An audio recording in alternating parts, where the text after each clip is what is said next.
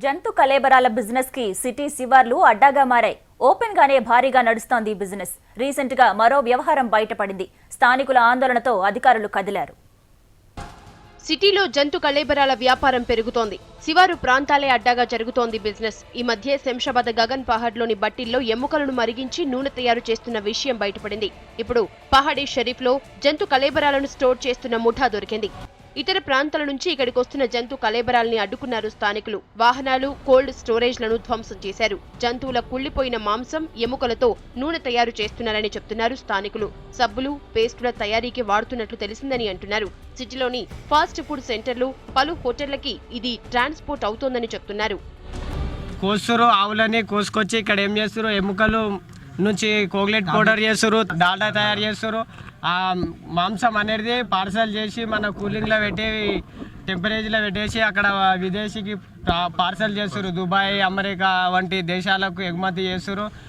ఇక జంతు కళేబరాల కారణంగా నరకం చూస్తున్నామంటున్నారు స్థానికులు. వ్యర్థాలు, వాసన, కలుషితమవుతున్న నీటితో తిప్పలు పడుతున్నామని చెప్తున్నారు. ఆవులను, గుడ్డు ఆవులను, ఎడ్లను, బర్రెలను కోసి పార్సల్ చేస్తున్నారు. ఢిల్లీ, బొంబాయి పార్సల్ చేస్తున్నారు. దాని మీద ఆయిల్, డాల్డా మొత్తం తయారు చేస్తున్నారు సార్. మా జల్పల్లి విలేజ్ గేట్ నుంచి మా ఊర్ల వరకు మొత్తం బండ్లో ఆ బండు పోతుంటే మొత్తం రక్తం స్మెల్ వచ్చేస్తుంది. దాని మీద తట్టుకోలేకపోతున్నాం. 10 సార్లు కంప్లైంట్ చేసినా కానీ గట్ట పట్టించుకోవట్లేదు. ఇప్పుడు పోలీస్ అధికారి వాళ్ళకు పొద్దున ఇన్ఫార్మ్ చేశాము. జంతు కళేబరాలతో తయారైన ఆయిల్ తింటే ప్రాణానికే ప్రమాదం అంటున్నారు వైద్యులు. ఈ అక్రమ రవాణా పెరిగితే డేంజర్ తప్పదని అంటున్నారు.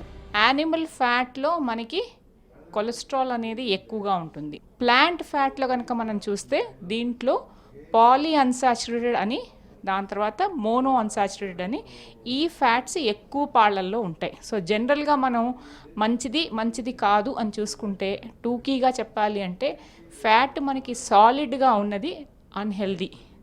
యానిమల్ ఫ్యాట్స్లో నుంచి వచ్చే ఫ్యాట్లో మనకి కొలెస్ట్రాల్ లెవెల్స్ ఎక్కువగా ఉంటాయి. సో హార్ట్ డిసీజ్ రావడానికి ఛాన్సెస్ ఎక్కువగా ఉన్నాయి. ఇకనైనా ఇలాంటి వ్యాపారాలు మళ్లీ జరగకుండా చూడాలని కోరుతున్నారు స్థానికులు. అన్ని శివార్లపైన నిఘా పెట్టాలని అంటున్నారు.